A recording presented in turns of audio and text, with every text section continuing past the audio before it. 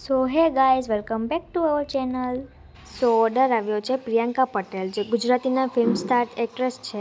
સો આ દીદીને એક રોઝ આપ્યું છે. એ અમને આપણે રોઝને રેઝિન આર્ટમાં પ્રિઝર્વ કરીને એને કોસ્ટર બનાવી દેવાનું છે. તો બેસ્ટ ટ્રાય કરીને બહુ મસ્ત બનાવશું આપણે.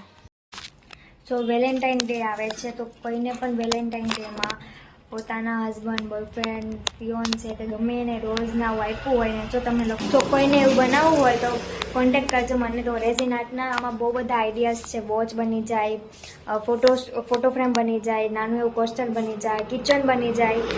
સો કમેન્ટ કરજો કોઈને આવું પણ બનાવવું હોય તો. સો રેઝિન આર્ટ બનાવવા માટે સૌથી પહેલાં આપણે જોશે મશીન. આમાં હાર્ડનર ને રેઝિનને કેટલું મિક્સ કરવું છે ને એ બધું બતાવશું. પહેલાં તો પ્રોપર રેઝિન આર્ટનો વિડીયો જોતો હોય તો કમેન્ટ કરજો, તો હું ટ્રાય કરીશ રેઝિનમાં શું મિક્સ કરી છે, કેવી રીતે કરવાનું છે, બધું તમને વિડીયોમાં બતાવું.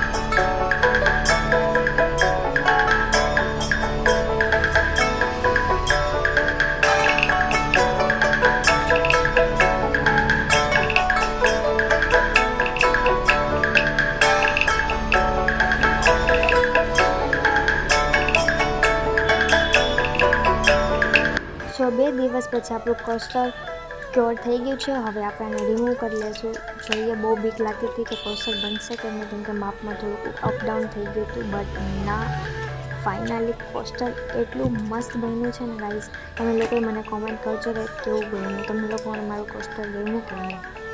સો આપણું રેડી છે. જે પ્રિયંકા દીદીને કોસ્ટર જોતું હતું એવું જ મેં ટ્રાય કર્યું છે કે બની જાય. સો હોપફુલી બની ગયું.